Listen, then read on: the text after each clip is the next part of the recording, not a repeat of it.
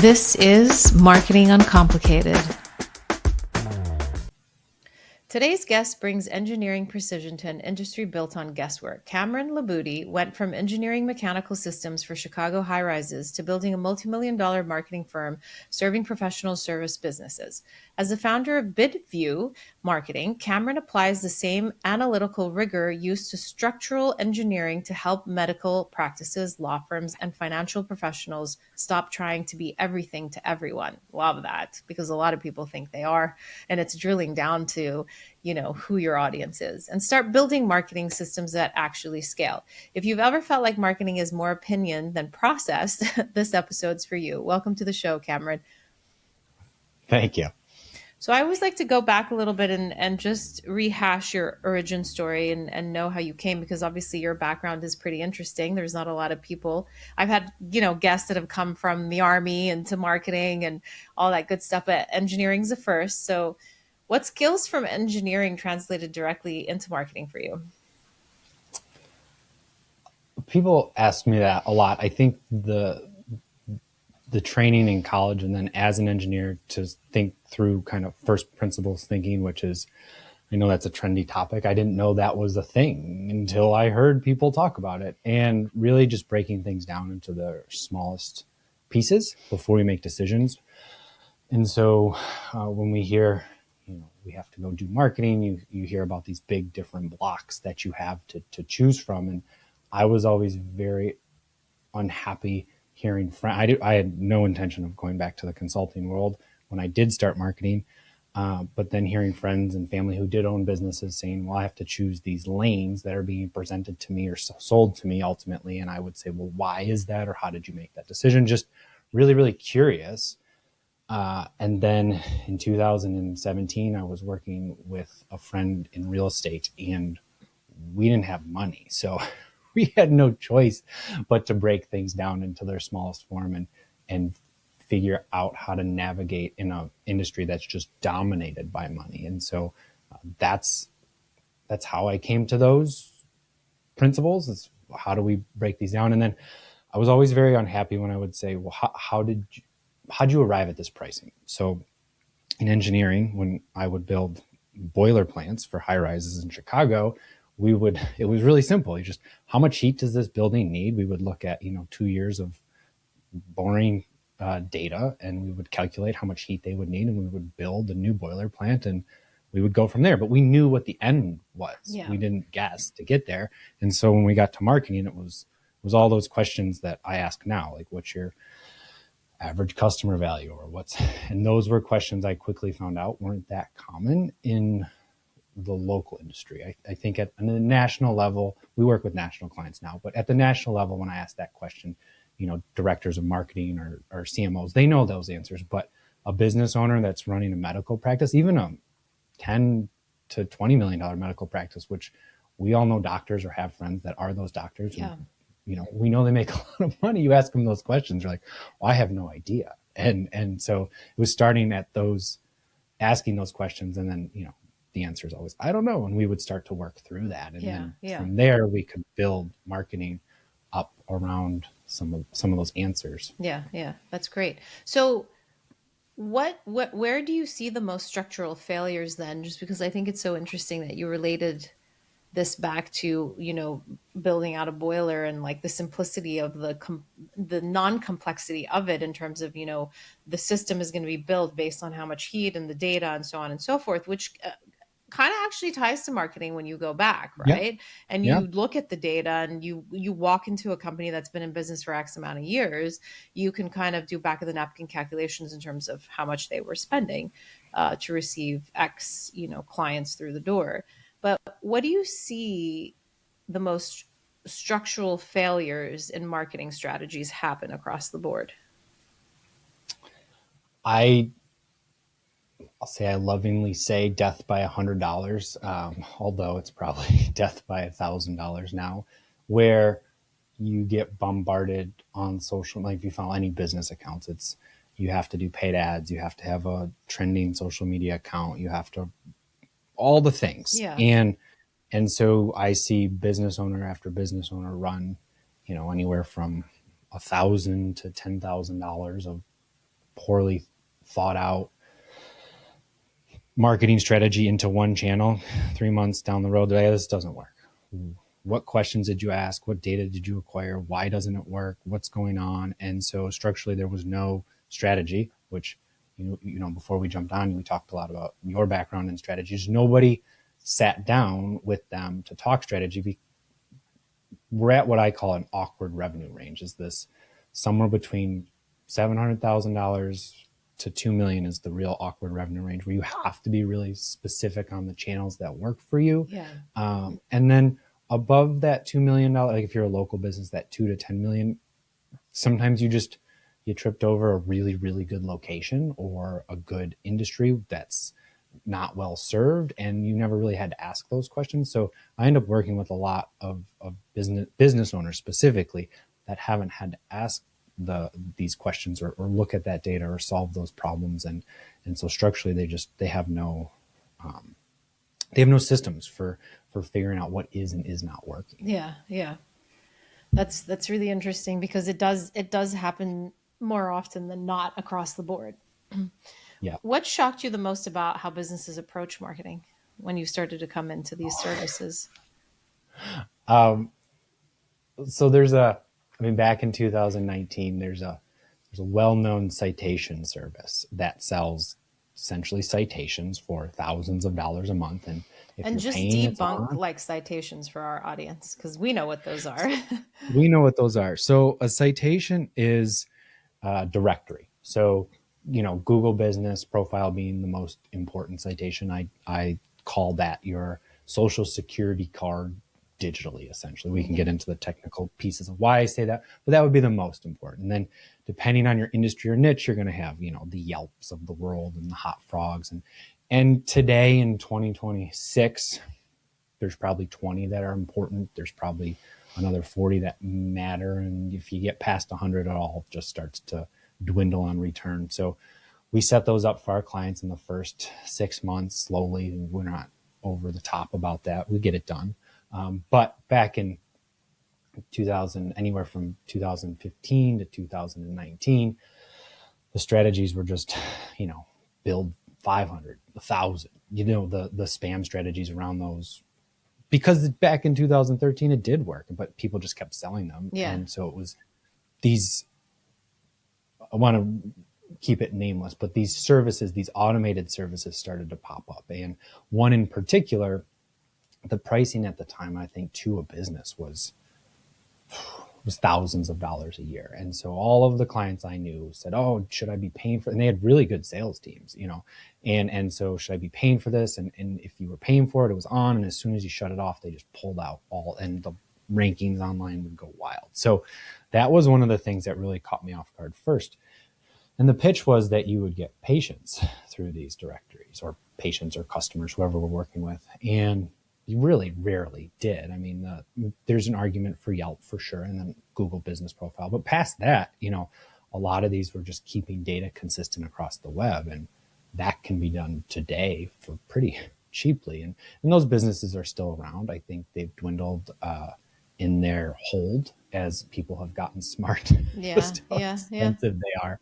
But that was the reason I got back into marketing was the doctor who pulled me in and said, hey, Cam, should I be paying for this? I said, it was basically a upgraded version of Yellow Pages. And I was like, no, you shouldn't. Yeah. But so that was what really caught me off guard in the early days is, wow, okay, people are just kind of selling stuff just to sell stuff. Yeah. It's still happening now. Oh yeah. Oh, well, now the AI stuff is Now getting everything out of is hand. AI, can do it faster, smarter, 10 times harder. Oh, it's just a Yes. scary world. I mean, this is a crazy story, but she's a Harvard MBA, and she's in this like private Harvard group. She's older now, but she said, I don't know, it was 18 months ago. The group was like, just put AI on the end of your website and double the charge. Like, this is Harvard MBAs talking like this. What do you mean just put AI on the end of your website? Like something dot BidView AI? Marketing.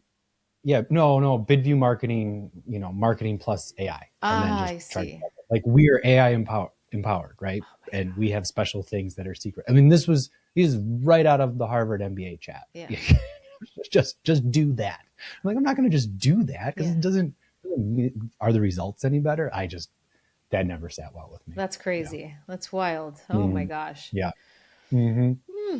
Well, Yeah. let's talk about reframing the core issue here. So, what do most businesses build before they should? Well, this is fun because my wife just started her own medical practice, and so it was fun to watch. I usually don't get involved with a business, whether that be engineering or law firms or medical for that matter. Yeah. Early, we usually don't see them until they're seven figures. They have some ideas, so it was interesting to watch people who didn't know me but Yeah. knew my wife try to tell her the things like, do you have business cards? Do just all these questions like if you spend any time on Twitter, you see people talk about don't do the business card thing first, and so the stuff that probably the practices I see getting ahead of themselves, not clearly defining who their ICP is, their Mm. ideal customer Yep. profile. We serve everybody. And I went into this with my wife, so she's a lactation consultant. Okay. Lactation consultant is a very underserved niche, very misunderstood, but it's essentially the equivalent of being an RN, but for breastfeeding moms. Wow. And so there are very few of them in the United States. It's very hard to get your specific certification. It's again the equivalent of a 4-year RN degree. So very hard to do. So just by the nature of it being difficult, there's a few of them. And so when she started, it's just every mom, she can see every mom. And I said, hold on a second. Are you going to take insurance? How are you going to take insurance? Yeah. Like, do you want to take insurance? And this isn't, I'm going to just remove myself from the healthcare Yeah. conversation. As a business owner who's trying to maximize revenue as like your marketing consultant, Yeah. these are questions we have to ask, right? And and Absolutely. so and so she's like, well, of course I have to take insurance. Well, are you sure? And then you start going through insurance and you're like, oh, I'm going to get, you know, 60% of what I would charge if I just went one-on-one. Yes.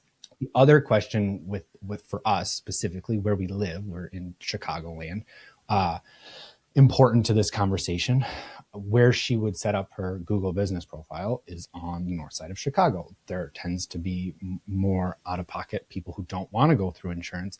And so how do you cater to those moms and women who like, what are we building towards? Yeah. And so I see this a lot. We work with a lot of audiology practices. So audiologists, for those who don't know, they generally make their money from fitting hearing aids. Yes. That's that can be tricky because they're healthcare professionals, but 90% of their revenue comes from selling hearing aids. Yeah. So who are they fitting? How who are they fitting becomes a very important question. Do you want to fit everybody? Because if you're fitting everybody, you're now competing with Costco. And so do you want to compete on cost? I noticed this with younger practices. Yeah, we'll see anybody. I will tell you this, but go listen to the older practice owners who've been in business. That's not how you're going to maximize revenue. You're going to pick, do we want to fit premium hearing aids? And then we're going to build a brand around that. So those are the things. Back to your original question. What are people not doing? They're just saying, oh, we'll serve everybody. And then we'll jump into marketing. And it's like, well, what's our messaging? What's the branding? What's the feeling? And if you know who you are and who you're trying to reach, it helps. Yeah. You think I'll do it for everybody, but that's not. Yeah. Why do you think people what I guess maybe let's just dig into that a little more. Why do you think people think that they can serve everybody? Do you think it's just a lack of understanding that they need to focus on one lane to win to then grow? Or do you think it's the desperation of like, I can serve everyone, I can gain money from X amount of people? Or maybe it's just the lack of like not even realizing that they have to choose an ICP. So if we dig like emotionally, the answer that my friend, who's a very successful real estate agent out in Nevada, what he would say is that people make bad decisions when they're worried about money. Mm, And so I think that's fundamentally, however you come into the your business, usually in the beginning, it's scary.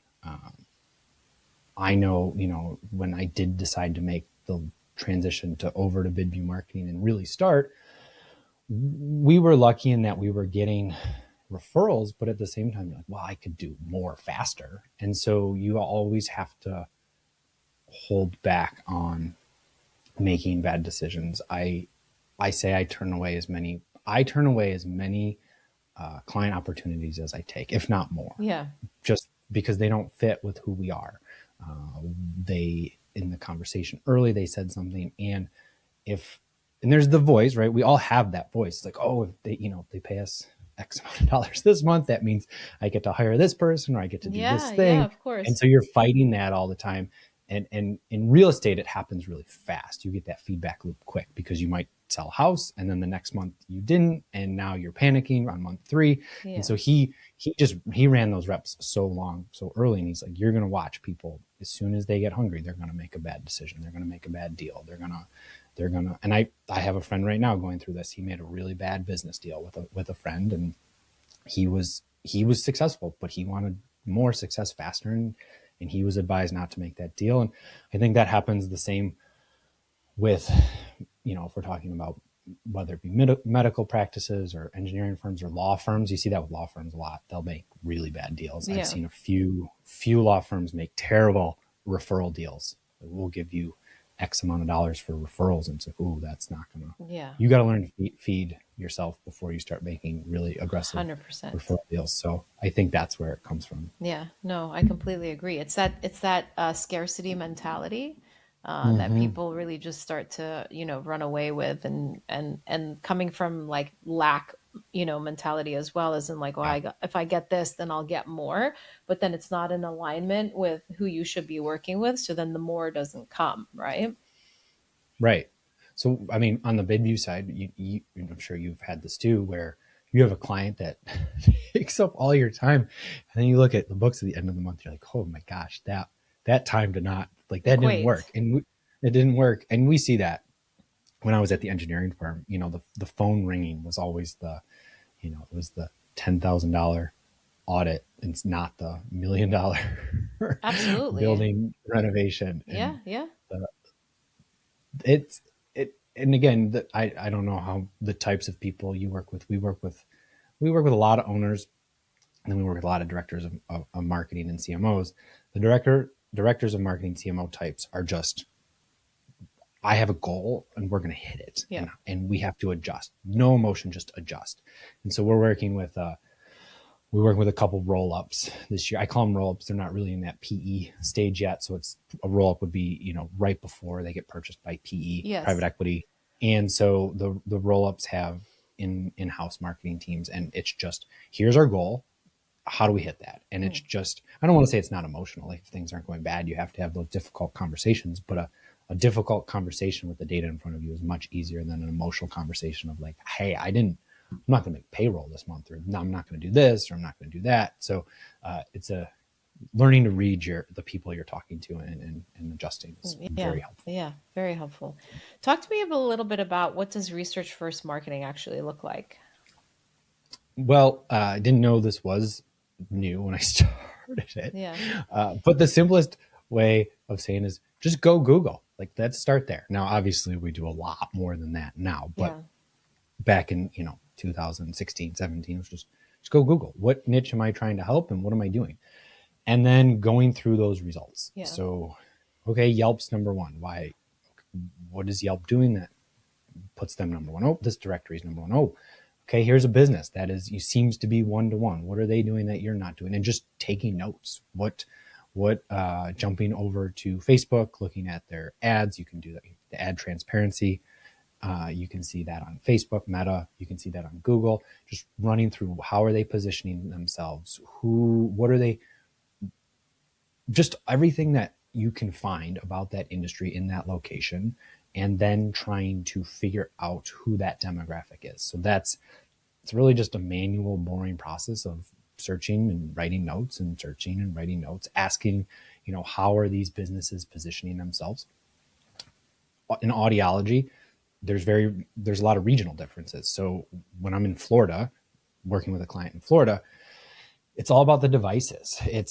These are tend to be more snowbirds. They care about the manufacturer. So how are these practices positioning and marketing the manufacturer? In the Midwest, it's all relationship based. So I have a practice here. We work with her. Her marketing methodology and model would not work anywhere else in the country. And everybody that I work with, they know who she is. She's kind of well known now. And they're like, Yeah. I want what she is. Well, Yeah. you have to understand she is in one of the, I think it's one of the top, it's definitely top 20. It might be top 10 wealthiest zip codes in the United States. Okay. In terms She, of her she, practice. in her practice Yeah. where the office is. Yep. And she opened a second practice in one of the other wealthy areas in Chicagoland. And so she gets to have this beautiful storefront that people just walk by. The town themselves Yeah. will not let another practice with the same in the same niche even come in. They're like, nope, we have one. That's it. We're done. Like that's how tight this town's ordinances are. So they want diversity of businesses. So the way she gets to market is very different. It's very relationship based. It's that we don't really do a lot of SEO for her. It's all branding. It's all let's make this as pretty as possible. We had the greatest photographer we could find in her office versus if we're in Florida, it's all about the device like that. Like, I don't know. I have no idea I couldn't even tell you the name of the business, Yeah. which Yeah. is not good either. I don't know the name of the business. I don't know. I don't even know I saw an audiologist. I got fitted and I can hear better. Great. Where with her, it's all I've said in a couple patients to her, and they're just, oh my gosh, and it's all the brand is the brand. Yeah. So we got to ask those questions. You got to look at that, and that's just inside of one industry. Yeah. Now we get into multiple industries, and we got to break those apart. And simplest answers: start Googling, start taking notes. I love just that. slow and tedious. Yeah. No, I totally love that. Talk to me about foundation versus facade. You mean so strategy being foundation and facade being like visually Yeah, I what mean you it's like see? it's like a teaching moment for the audience, basically rolling into like engineering an analogy and connecting that to what you're doing in marketing today.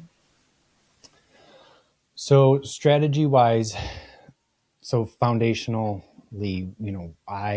I'm an if we're local, if we're talking about local Yeah. businesses, I'm usually an SEO first person. Yeah. That's where the most data exists. That's easily accessible. If you have been running ads prior to us showing up, that's a lot of data for us. We usually don't get good data from that. So foundationally, we like to pick apart SEO. So search engine optimization, we pull that apart. Now, in some locations, that's not a feasible strategy.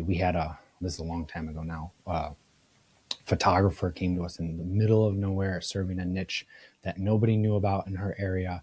And I just said, there's no SEO here. Like Yeah. your foundation is running ads. Yeah. So so we are SEO first in not necessarily strategy, but certainly in foundation. So what are the breadcrumbs telling us? Do we have what type of opportunities we have? And then we start to look at that data and then we decide, is the cost worth going after? If it's not, and sometimes, if you have a smaller business, they're like, whoa, like I How can't is that go, happening? I can't go against this, 20-year incumbent it's going to cost me. I usually say you got to have a stomach for Yeah. SEO in a Yeah. competitive niche. So I completely agree with you. famous case happened to me. I had a personal injury attorney in LA, Okay. and their ego was bigger than they realized. And I said, "Do you guys really have the stomach for this? Like, can you sustain? It was going to be six figures before Yeah. they really ranked, and nobody had told them Six that. They years. just six figures, Oh, six six figures. figures. It Six. was probably going to be. It was probably going to be eight. It was probably going to be 18 months before they really felt good about it. Okay. And this was brand new. They had Okay. no presence. It was a mess. And I said, guys, you're going into personal injury in LA. The only Where place that everybody this is else does personal injury, like Florida. where everybody else does Yeah. personal injury, the only other places that are even remotely similar are going to be Miami, New York, or Chicago. But LA was probably at the time more competitive. And people were not playing fair. Of course, they weren't playing fair when, that industry makes up 3% of our GDP. Just so, like, there's a lot of money to go Crazy. after. Yeah. Crazy. And I said, you guys really, can you really handle this? Can you really, control your, I flew out to LA and I sat down with them. I said, can you really control your emotions for this long, spending this much money? And nobody had talked to them like that ever. Everybody's like, yeah, because anybody in my position would have taken, the 60 or $70,000, let it go bad, and just, oh, I don't know, man, like, and walked away. And I was like, So bad. listen, I will do it, but you have to be in with me. Like, this isn't going to be easy, and I'm going to be really honest about it. Yeah. And they're like, no, no, no, no, we're in. And the second it got hard, they Backed out. folded they folded in half. I said, cool. Yep. I was really upfront with you guys how hard this was going to be. Yeah. Uh, and so, sorry, back to your original question about foundation. That's when that opportunity is there, I like to take it, but you have to have a partner. You have to have someone who believes in it. Yeah. Now, when you do get that foundation right, that you figure out that data, you map it all out, it's awesome. I have a practice we've been working with, our second client ever. He told me we represent, over the last 6 years, 1/3 of all of his revenue over 6 years, just from the work we started in 2019 and have maintained the strategies we put in place. So he had a 1 location office. We developed that into, well, was 5, and then he consolidated one. So it's a 4 location practice, but that was the foundation. And then the facade is the positioning of, okay, we've got the data. How do we now layer, like, who do you want to be? Yeah. And that's something I have been told now. Again, I didn't come up in a marketing background, so I've found that usually the facade goes first. We Yeah. we decide how you want to make this pretty, and we decide how we're going to go after this. Where I said, well, let's look at the data. Let's decide what we want to do. If we should be building a really big, fancy, expensive website, we'll let the data tell us that. If there's not, then don't do that. Yeah. Don't Agreed. don't go there. So that's definitely more foundation than facade. Facade starts to get built on after, and Yeah. It's figuring that really out. interesting that you mentioned how you were very upfront and honest with this law firm, and then they folded because it's like when the going gets tough, it's they move on, right? And Mm-hmm. it's such an interesting mentality across the board where I don't know whether it's because they're spending X and they're not seeing a return, even though they've been warned that it's going to take time to build up there. But it's the let's throw in our cards, marketing's not working, right? And Yeah. that has to stop.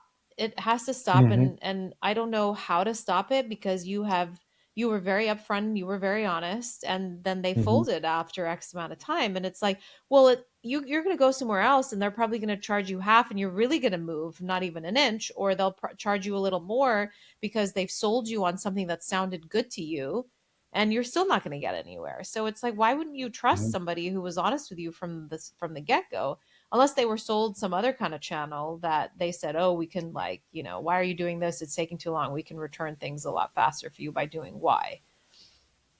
It was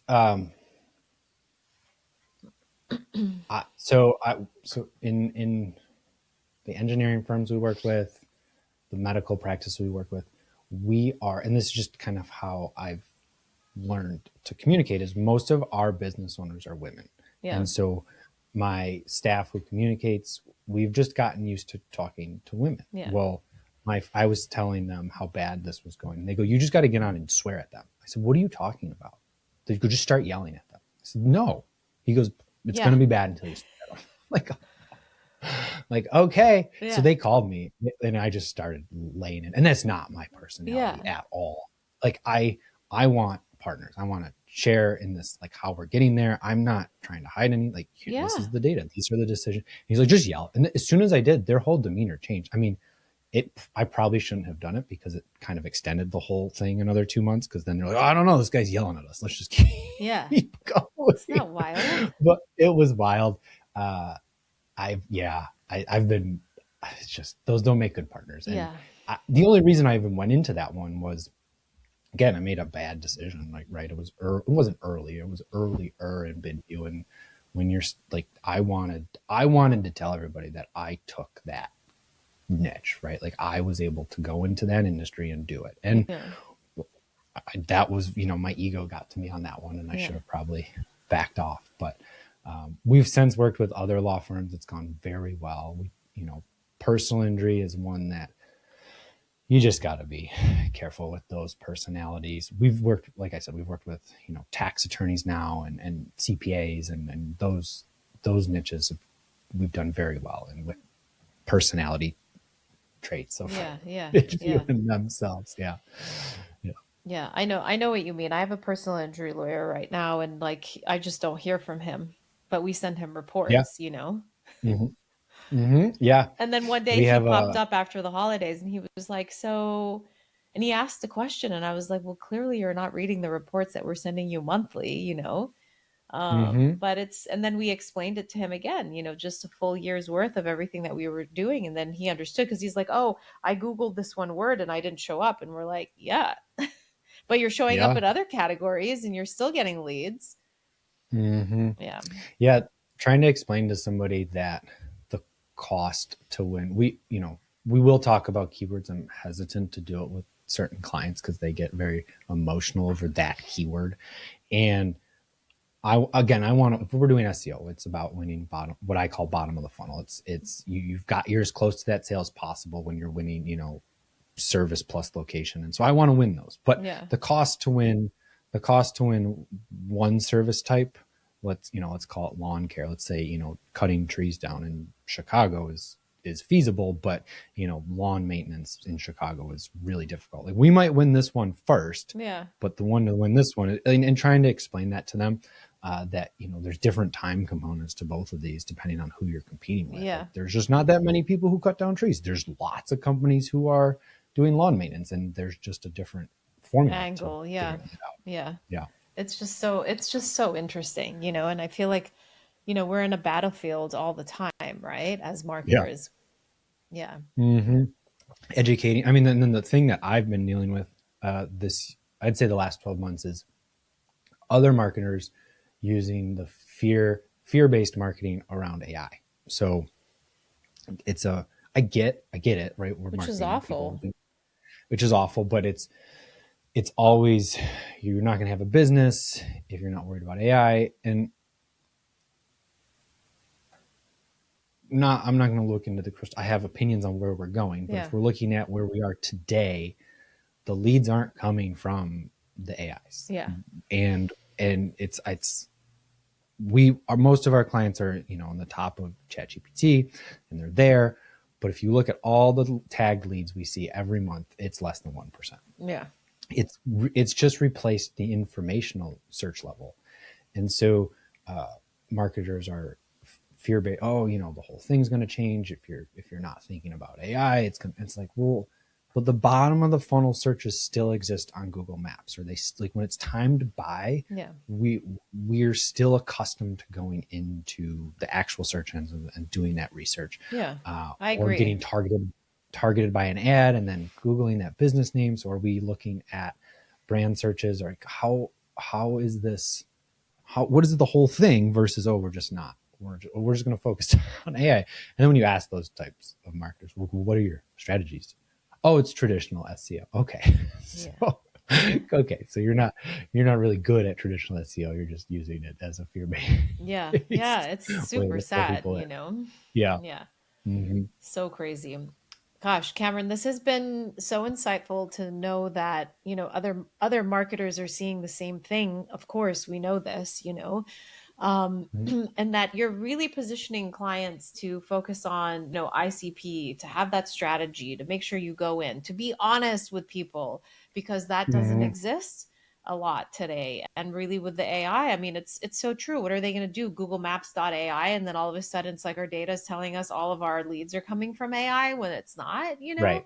So it's a wild, wild heap of lots of stuff that's happening, and being able to sift through it is obviously quite complex. But that's why we have folks like you on the pod to kind of resonate with it isn't a complex, but it is the idea of moving through it to know that you can get to your end result, and to do it Hmm. right from the get-go versus doing it wrong. And just, to your point, going after things because of fear and making decisions because you're afraid that you're going to lose, Yeah. so Hmm. but before we let you go, we like to do this fun closeout where we do one word, one myth, rapid fire questions. So, Okay. one word that defines great marketing. Whew. One word? Oh, man. I guess not one word, but one phrase would be like know yourself. Yeah, I love that you said that. It's so true. Yeah. I mean, starting any business is a mirror of yourself, Yeah. Are you Yeah. standing in your own way? Is what I always Yes. like to tell my clients. Majority of the Hmm. time they are. One habit that genuinely makes you happy outside of work. Oh, exercise. Yeah. Yeah, it's mind body, That's what I right? was doing right. That was right. What I was doing right before I got on. Yeah, Yeah. I love it. It keeps us Yeah. going. One myth Yeah. about marketing you wish would die. Myth about marketing that I wish would die. Um,